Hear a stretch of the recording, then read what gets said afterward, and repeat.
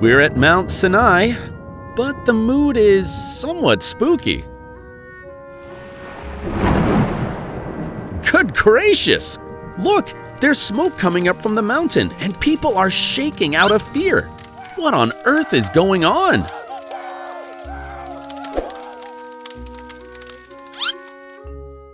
Oh, there's today's star, Moses. Perhaps he knows why people are shaking. What's that? Don't tell me you don't know Moses. How can you not know him? All right, I'll tell you the story of Moses first. Moses' hometown is Egypt, and he is a Hebrew. But by the time Moses was born, a terrifying law was enacted. You wonder what law it was? The law ordered that all newborn Hebrew boys to be... The rest of the story is too brutal to tell. But don't worry. Baby Moses was safe. His mom and dad put him in a basket and hid him in the Nile River. Then the daughter of the Pharaoh found Moses floating in the Nile River.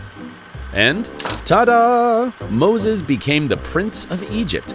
But grown-up Moses made a big mistake, which made him run to the wilderness and become a shepherd tending sheep. And one day, Moses meets God within the burning bush, and then a mission is assigned to Moses. That is, to deliver the Israelites suffering in Egypt. Following the word, Moses heads back to Egypt that way. Pharaoh wouldn't meekly let Israelites go, of course. Only after going through 10 plagues, Pharaoh declared surrender. Although he changed his mind later and sent his army, God parted the Red Sea, and all of Pharaoh's attempts failed like a dog barking up the wrong tree. Stop right here. We call the event of Israelites leaving Egypt the Exodus. Exodus is a very important word, so keep it in mind. Underline it and put a star on it. Anyway, to go on with the story, after the Exodus, Israelites set off to get to the land of Canaan. And about 3 months after the Exodus, they get to this place, Mount Sinai.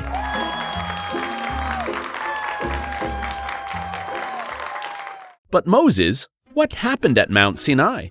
Why are all the people shaking like that? I see. Moses says that God came down on Mount Sinai to give the 10 commandments for the Israelites. And Moses is now passing the 10 commandments God gave him to the Israelites. But with as many as 10 commandments to observe, Israelites might find them a little tiresome. Besides, the 10 commandments are all about not to do this and not to do that. I think God nags a little too much. Sorry, that's not it. If anything, the 10 commandments are nagging of love? Huh? Nagging of love? Moses, please spell it out a bit more clearly. Nagging of love, what is that supposed to mean? Huh, you're asking me to think about the nagging from parents. Now I know. Think about it.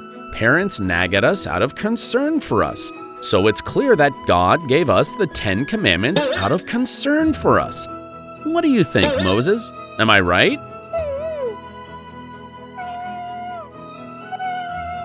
Now Moses is explaining to the Israelites the meaning of the 10 commandments. Listening to Moses' account, the eyes of the people are twinkling. I think they are touched to realize the love of God expressed in the 10 commandments. The love of God for us is just amazing. Isn't it, Moses?